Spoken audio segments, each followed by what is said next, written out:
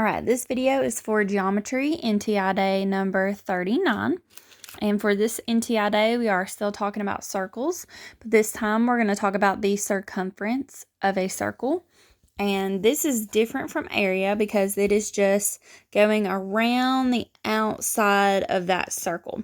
So it's like perimeter of a polygon. So just on the outside, area is like how you could fill it in on the inside. So we're just going around the outside for circumference. For circumference, there are two formulas that we can work with depending on what you're given.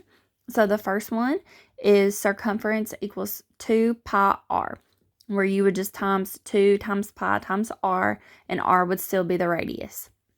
The second one is circumference equals pi times diameter, and you would just multiply pi times the diameter. And the reason that you have these two formulas, they're pretty much the same, they're just written differently. And that is because your 2r, and you would multiply 2 times r, so you would double r, and that actually gives you the diameter. So they're pretty much the same. You just choose which one you want to use based on what you're given. So the first example here, we're looking for the circumference. We are given the radius because we're starting at the center and going to the outside.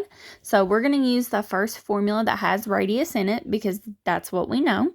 So 2 pi r, and my radius is 3. So I've substituted 3 in for r. And then I do get to multiply those two numbers together. 2 times 3 gives me 6. Times pi. So again, you guys are able to just leave your answers with pi in them. That's probably how you're going to see it on the ACT. If you wanted to type it into your calculator and see what you would get, you can do 6 times 3.14, which would give me 18.84. And if I wanted to put my units on there, I could put miles. 18.84 miles around that circle with a radius of 3 miles. The next one is just a little bit different because it gives me the diameter because it goes all the way across through the center. It tells me the diameter is 22, and since I know the diameter, I'm going to use this formula with the diameter, which is pi times the diameter, which is 22. So pi times 22, or I'll just put my 22 out in front. 22 pi. If I want to type that in my calculator, 22 times 3.14 get 69.08. And that would be kilometers. That's our units there, which makes sense because, or that there would be a much bigger distance around the circle because the radius and the diameter are bigger.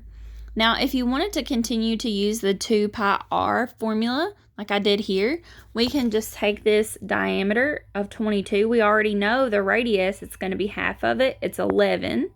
So 2 pi times 11. And it kind of just really gives you one more step because now you have to do 2 times 11 to give you the 22 pi again, or the 69.08 kilometers.